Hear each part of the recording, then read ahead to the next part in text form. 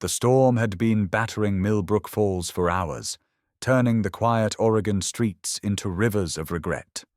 Carter Wells gripped his steering wheel tighter, windshield wipers fighting a losing battle against the relentless downpour as he navigated home from another crushing double shift at Morrison's garage. At 35, exhaustion had become his closest companion, but tonight something else waited in the darkness ahead. His headlights swept across the empty road and froze. A figure, crumpled on the asphalt, a young woman in a pale blue dress, her dark hair plastered against porcelain skin, crimson spreading beneath her like spilled wine.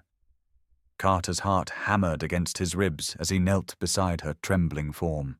Her eyes fluttered open, unfocused and glazed with pain. "Please," she whispered, her voice barely audible above the rain drumming on pavement. "Don't lift my skirt." Blood poured steadily from a deep gash in her thigh, painting the wet ground in urgent red streams. Time compressed into heartbeats. Carter's hands hovered over the fabric that stood between her modesty and her life. Carter had spent 3 years learning that life rarely offered clean choices. He thought of Rosie sleeping peacefully in their small apartment, waiting for Daddy to come home with another bedtime story about fixing broken things. But some things couldn't wait for permission. The woman's breathing grew shallow, her skin taking on the pallor of approaching death. Carter made his choice. Gently, respectfully, he lifted the hem of her dress just enough to reach the wound. His work-calloused fingers pressed against the torn flesh, applying pressure with the same careful precision he used on delicate engine parts. She whimpered, but didn't fight him. As he worked, Carter caught a glimpse of something unexpected on her inner thigh. A small, intricate tattoo. Numbers. They looked like coordinates, but before he could process their meaning, the woman's eyes rolled back. He scooped her into his arms, her slight frame feeling fragile as autumn leaves, and ran toward his truck. The emergency room at Millbrook General buzzed with late-night chaos, but the arrival of an unconscious woman bleeding through a stranger's jacket commanded immediate attention. Carter found himself relegated to the waiting room, his clothes stained with her blood, his mind replaying those desperate moments on the rain-soaked road. Hours crawled by like wounded animals. When dawn finally painted the windows grey, a tired nurse emerged with news. The woman had stabilized, but something troubling had happened.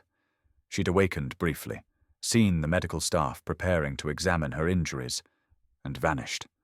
Simply walked out into the morning mist, leaving behind only a diamond ring that could have bought Carter's truck 10 times over. The ring bore an inscription, AW, and beneath it an ornate family crest that spoke of old money and older secrets. Carter stared at the sparkling stone in his palm, wondering what kind of woman carried such wealth, yet begged strangers not to touch her. 3 days passed before Carter saw her again. He'd been thinking about her constantly, that brief glimpse of vulnerability and terror etched into his memory like acid on steel. Morrison had noticed his distraction, gently suggesting that maybe Carter needed to talk to someone about what he'd witnessed. But how could he explain the way her whispered plea had shattered something inside him? How could he describe the weight of holding someone's life in his hands while respecting their fear? The answer came when he stopped by the town library to pick up books for Rosie's school project. There, in the back corner where afternoon sunlight painted everything golden, sat the woman from the road. She wore simple jeans and a grey sweater now, her dark hair pulled back in a ponytail, but there was no mistaking those haunted eyes. She was reading about art therapy, taking careful notes in handwriting that belonged in museums. When she looked up and saw him, her entire body went rigid with recognition and something that might have been shame. "You," she said simply, closing the book with trembling fingers. Carter approached slowly, the way he might approach an injured animal, keeping his movements deliberate and non-threatening. "I wanted to return this," he said, pulling the diamond ring from his pocket. The afternoon light caught the stone and threw rainbows across the dusty library table. She stared at it as if it were a snake. "How did you know I'd be here?" Her voice carried an accent that spoke of private schools and country clubs, but underneath lay something raw and desperate. "I didn't. I just come here sometimes. For my daughter." Carter settled into the chair across from her, noting how she unconsciously adjusted her position to keep her left leg hidden beneath the table. "My name's Carter Wells. I'm glad you're okay." She studied his face for a long moment, searching for something. "Autumn," she said finally. "Autumn Hayes. And I'm not sure okay is the right word." The silence stretched between them like a bridge neither knew how to cross. Their second meeting happened by accident, or perhaps by the strange magnetism that sometimes pulls broken things toward each other. Carter was at Murphy's diner with 7-year-old Rosie, splitting a piece of apple pie that constituted both dessert and a small celebration. Rosie had lost her first tooth that morning, and the tooth fairy's visit had warranted their monthly splurge on eating out. Autumn sat alone in a corner booth, picking at a salad she clearly had no intention of finishing. Rosie spotted her first. "Daddy, that lady looks sad, like you do sometimes when you think I'm not watching." The observation hit Carter like a physical blow, both for its accuracy and its innocence. Before he could stop her, Rosie had slipped from their booth and approached Autumn's table. "Are you sad because you lost a tooth too?" she asked, displaying her gap-toothed grin with pride. Autumn's transformation was instantaneous. The guarded expression melted away, replaced by genuine warmth as she knelt to Rosie's level. "Something like that," she said softly. "But yours is much more exciting than what I lost." When Carter joined them, apologizing for his daughter's boldness, Autumn waved away his concern. She listened with rapt attention as Rosie explained the Tooth Fairy's exchange rate and her plans for the 2 quarters now burning a hole in her pocket. Something shifted during that impromptu conversation. Autumn's careful composure cracked just enough to reveal glimpses of the person underneath.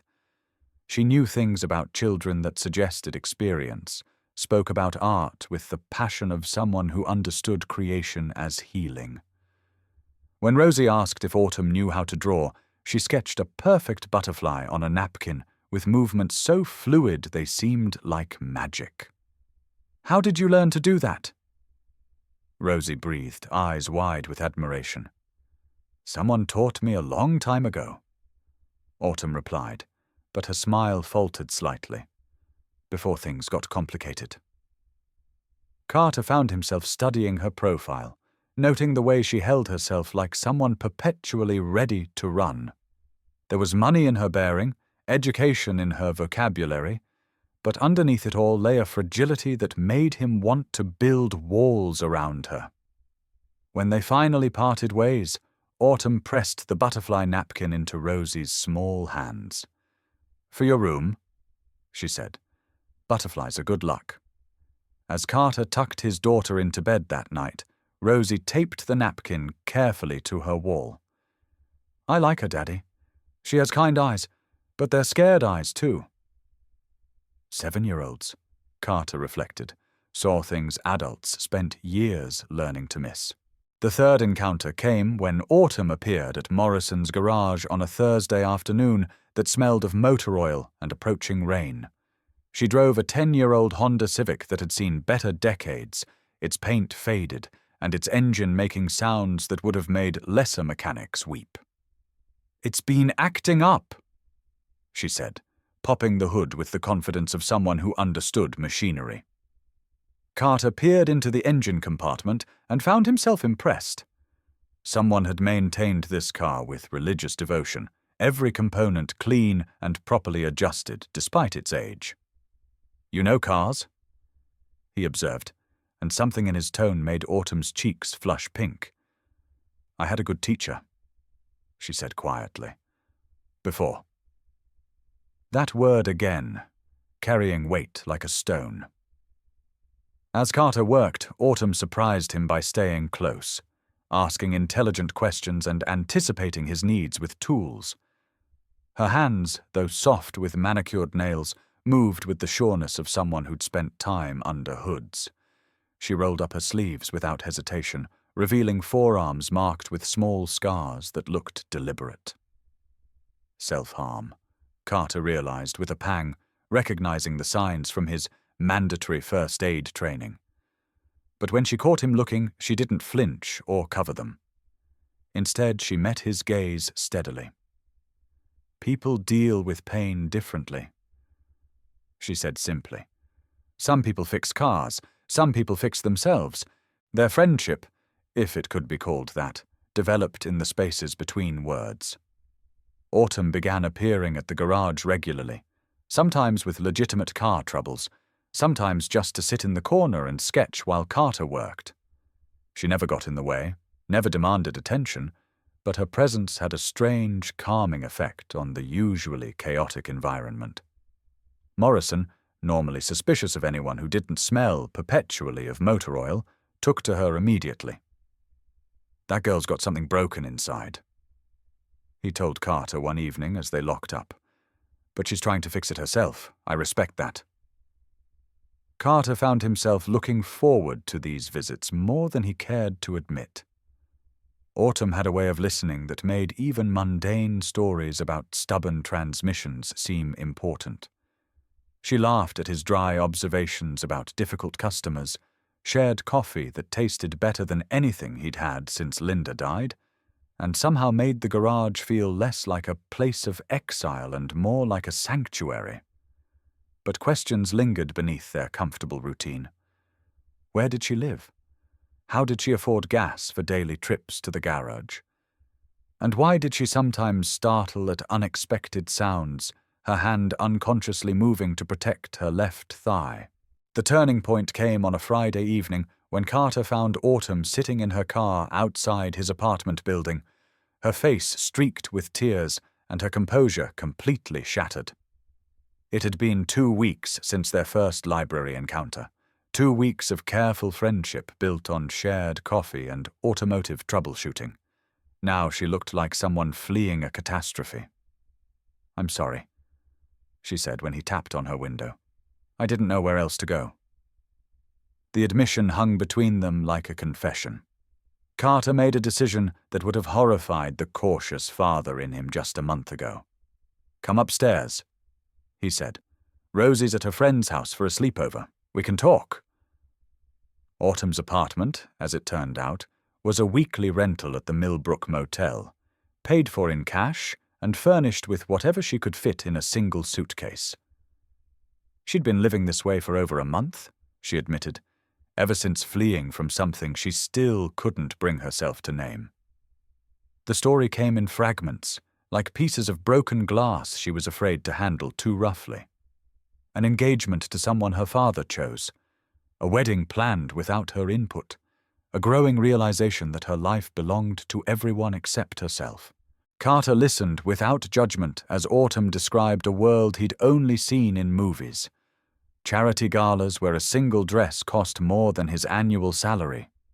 Political fundraisers where handshakes determined the fate of legislation. A father whose political ambitions required a daughter who smiled on command and never questioned the cost of power. "I've never made a decision for myself," she said, staring at her hands. "Not what to study, who to date, where to live. Even this," she gestured at the modest apartment around them, "feels like the first real choice I've ever made." Carter found himself wanting to ask about the tattoo he'd glimpsed that first night, about the coordinates that had been etched into her skin, but something in her expression warned him away from that particular truth. Instead, he told her about Linda, about the way grief had hollowed him out and left him rebuilt around the single purpose of being Rosie's father. Sometimes I think I stopped being Carter the person and became Carter the dad. He admitted, until you showed up and reminded me there might be other versions of myself worth knowing. The confession surprised them both with its honesty. As autumn deepened into winter, their relationship found a rhythm that felt almost normal. Autumn had moved from the motel into a small apartment above the bakery, paying rent by helping with bookkeeping and early morning bread deliveries. She'd become a fixture in Rosie's life too, teaching her to paint watercolors and helping with homework that somehow always seemed easier when explained with Autumn's patient voice. Carter found himself thinking in terms of we and us, a linguistic shift that both thrilled and terrified him. Rosie had taken to calling Autumn almost Mom, a designation that made Autumn's eyes shine with tears she tried to hide. They hadn't defined what they were to each other, hadn't discussed the future beyond next week's dinner plans, but something precious was growing between them, like a garden neither wanted to examine too closely for fear of breaking the spell. It was during one of these peaceful evenings, Rosie asleep, and Autumn curled against Carter's side on the couch, that she spoke the words that would shatter their careful equilibrium. "There's something I need to tell you," she whispered into the lamplight, "about who I really am." The revelation came not through confession but through catastrophe. Autumn collapsed without warning while helping Carter diagnose a particularly stubborn transmission problem, her body seizing as if electricity had coursed through her nervous system. When she came to, her eyes held the unfocused terror of someone trapped between present and past. "Daddy said I have to remember the numbers," she mumbled, her voice taking on the cadence of a frightened child. "The pretty numbers on my leg that no one else can see." Carter's blood turned to ice water. Those weren't random coordinates tattooed on her thigh. They were GPS locations, burned into her skin like a perverted treasure map. As paramedics loaded Autumn onto a stretcher, she grabbed Carter's wrist with surprising strength. "My name," she gasped. "My real name is Autumn Whitmore." The surname hit Carter like a physical blow. Senator James Whitmore, currently leading the polls for the upcoming presidential election. The man whose anti-corruption platform had made him a household name. Autumn Whitmore, his missing daughter, had been front-page news for the past month. Missing. Presumed kidnapped. $100,000 reward for information leading to her safe return. Carter's hands shook as he Googled Autumn's name on his phone, dreading what he would find. The images loaded slowly, each pixel revealing a woman he barely recognized. Autumn Whitmore at campaign fundraisers, her smile perfect and empty. Autumn Whitmore at her engagement announcement, standing beside a man whose cold eyes seemed to look through her rather than at her. Robert Ashford III, heir to a pharmaceutical fortune and rising political star in his own right. The couple that would unite two of America's most powerful families, according to the Breathless Society pages. But in every photo, Carter could see what others had missed. The way Autumn's hands never quite relaxed. The slight tension around her eyes that spoke of constant vigilance. The careful positioning that kept her left leg hidden from cameras. She'd been running from more than an unwanted marriage. She'd been running from something that required coordinates tattooed into her skin like insurance against her own death. Carter thought about Rosie, sleeping safely in her bed, and felt the first cold fingers of real fear creep up his spine. The black SUVs appeared in Millbrook Falls 3 days later, their tinted windows and government plates turning the quiet town into something from a spy thriller. Carter watched from the garage as serious men in expensive suits questioned the motel clerk, the librarian, anyone who might have seen a young woman matching Autumn's description.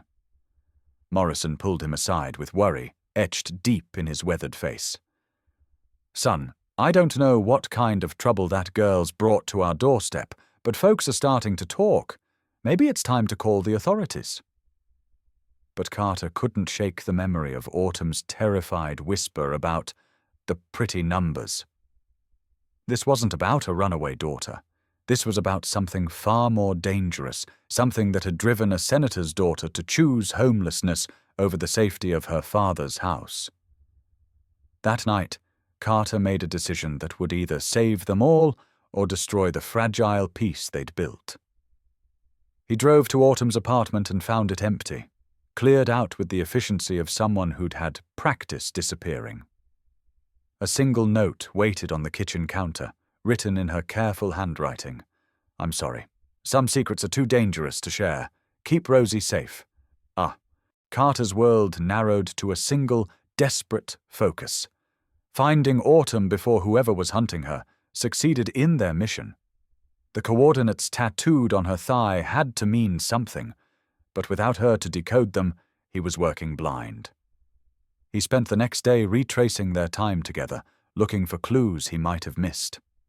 At the library, the elderly clerk remembered Autumn returning several books about offshore banking and political corruption just days before her collapse. "Sweet girl," she said, but always looking over her shoulder like someone was following her. Asked me once if the library kept records of what people checked out. Seemed relieved when I told her we delete that information monthly. The pieces of a larger puzzle began taking shape, one that connected Senator Whitmore's anti-corruption platform with his daughter's desperate flight, and the numbers burned into her skin. Carter realized with growing horror that Autumn hadn't just been running from an unwanted marriage. She'd been running from evidence of her father's hypocrisy, evidence that someone had literally marked her to carry. The truth found Carter before he found Autumn.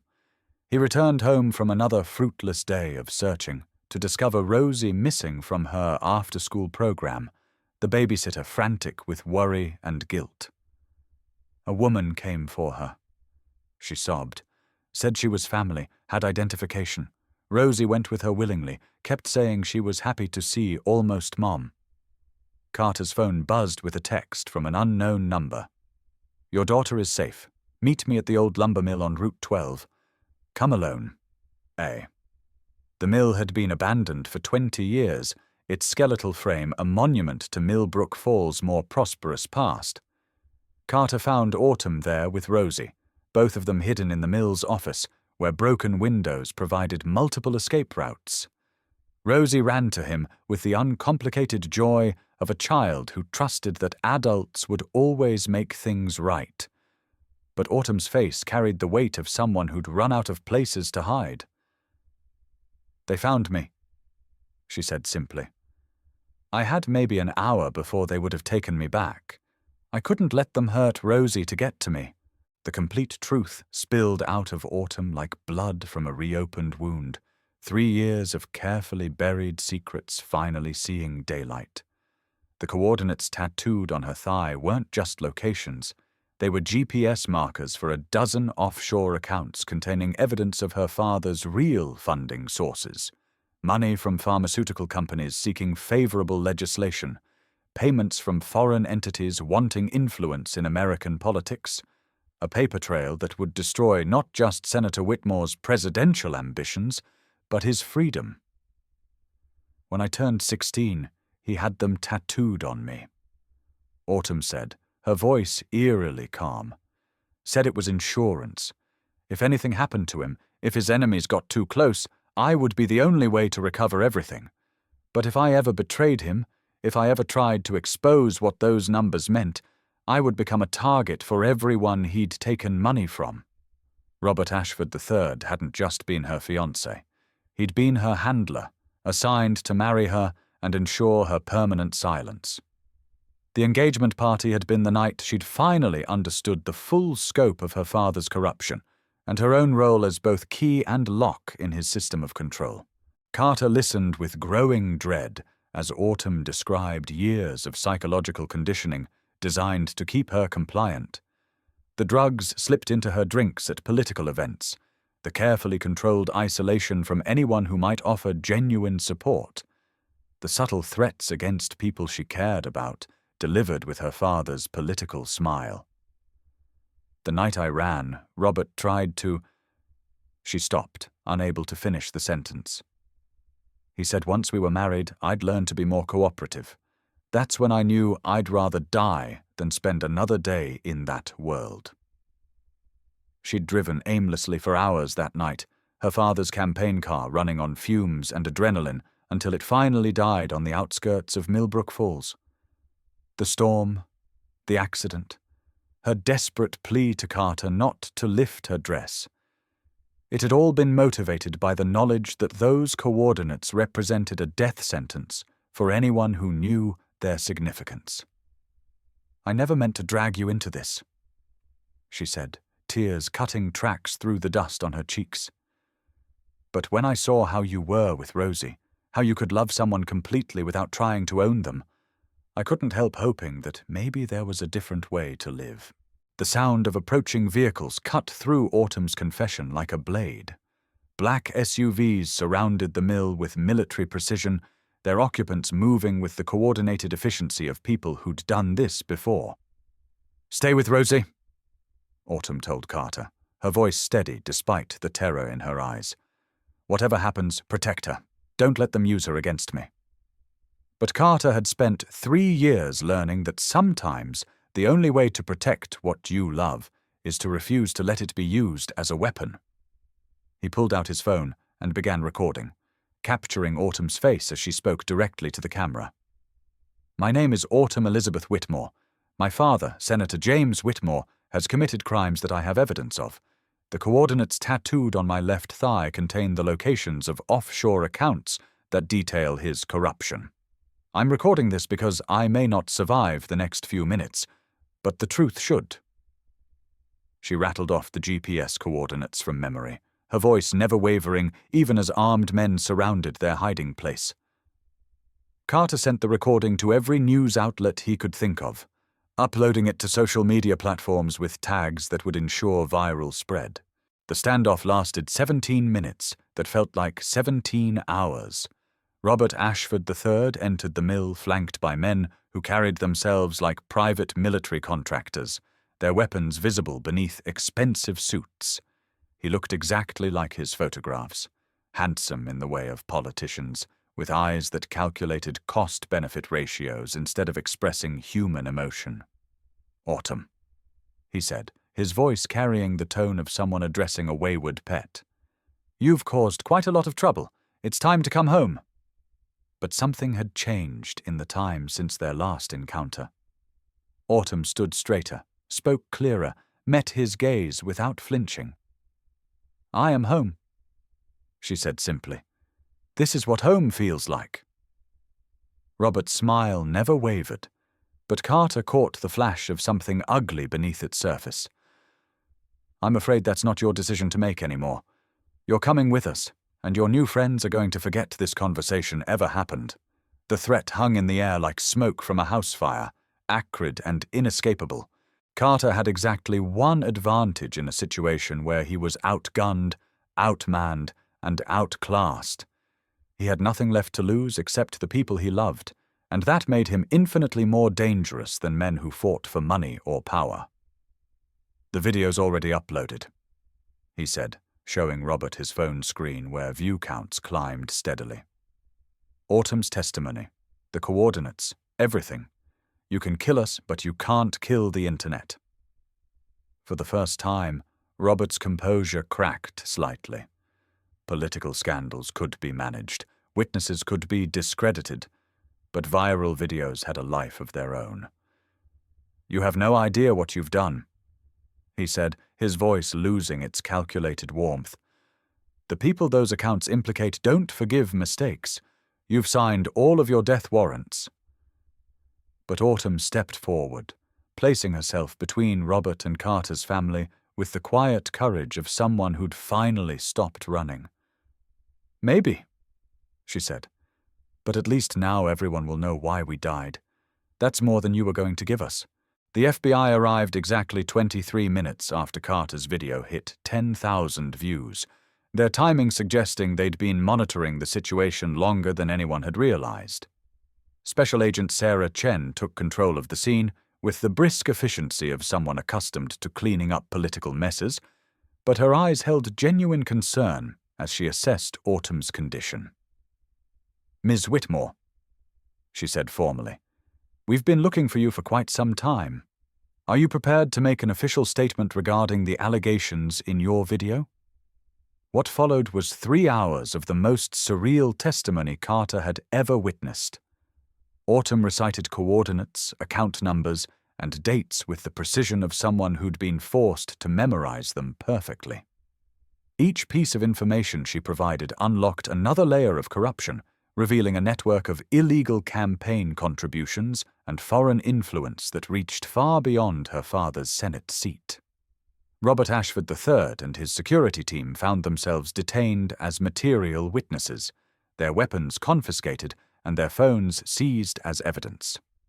Carter watched it all unfold with the detached fascination of someone observing a car accident in slow motion. The media descended on Millbrook Falls like locusts, transforming the quiet town into a 3-ring circus of satellite trucks and ambitious reporters. Carter's garage became an unofficial headquarters for journalists seeking the human interest angle of the story, much to Morrison's grumbling annoyance. But through it all, Autumn remained remarkably composed, giving measured statements to federal investigators while somehow managing to shield Rosie from the worst of the chaos. She'd arranged for protective custody for Carter and his daughter, recognizing that their association with her had made them targets for anyone seeking to contain the scandal. "I won't let my choices destroy your life," she told Carter during one of their brief, supervised visits. "You saved me, but that doesn't mean you're responsible for the consequences." The irony wasn't lost on him. He'd lifted her dress to save her life, and in doing so had revealed secrets that might destroy them both. The trial, when it finally began, revealed the full scope of Senator Whitmore's crimes and the psychological torture he'd inflicted on his own daughter. Autumn testified for 4 days, her voice never breaking even as she described years of systematic abuse disguised as political training. The coordinates tattooed on her thigh became Exhibit A, a permanent reminder of how her father had turned her body into a vault for his secrets. Other victims came forward, staffers who'd been silenced, witnesses who'd been threatened, journalists who'd been discredited for getting too close to the truth. The case became a watershed moment for political accountability. But for Carter, watching from the gallery, it was simply the slow process of watching someone he loved reclaim her right to exist. When the verdicts were finally read, guilty on all counts for Senator Whitmore, multiple felony convictions for Robert Ashford III, Carter felt not triumph, but exhaustion. Justice had been served, but at a cost that couldn't be calculated in prison sentences. 6 months after the trial ended, Carter found himself packing boxes in a house he'd never expected to own. The Witness Protection Program had relocated them to a cabin in rural Montana, far from the media attention and potential retribution that still shadowed their lives. The irony of their situation wasn't lost on him. Autumn had traded a mansion for a 2-bedroom cabin, while he'd traded an apartment for more space than he'd ever thought possible. Rosie adapted with the resilience of childhood, excited by the prospect of having her own room and a yard big enough for a tire swing.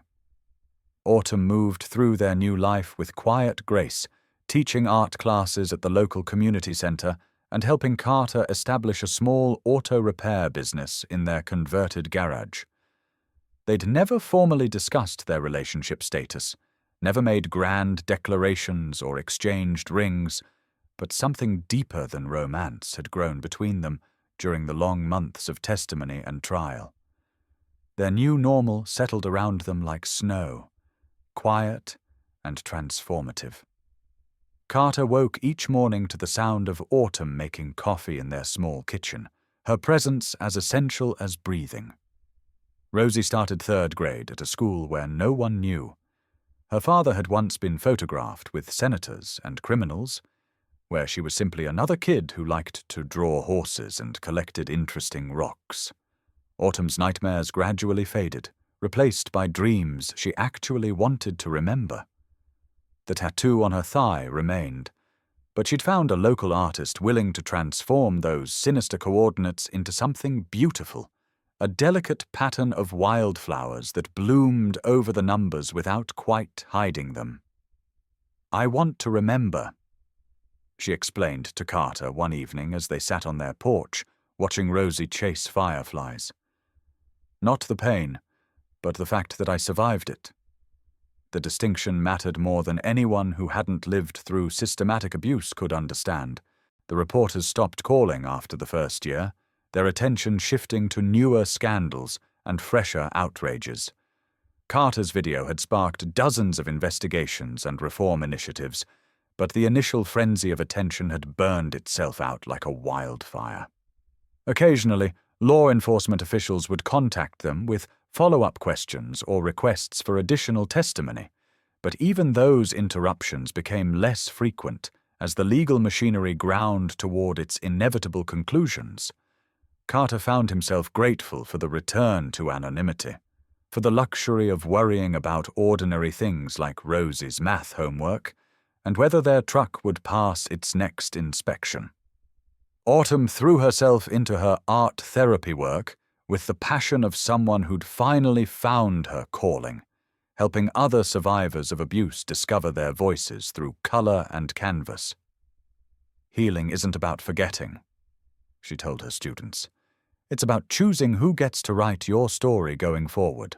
On a Tuesday evening in late autumn, exactly 2 years after that rain-soaked night that had changed everything, Carter found Autumn sitting on their front porch with a cup of tea and a faraway look in her eyes.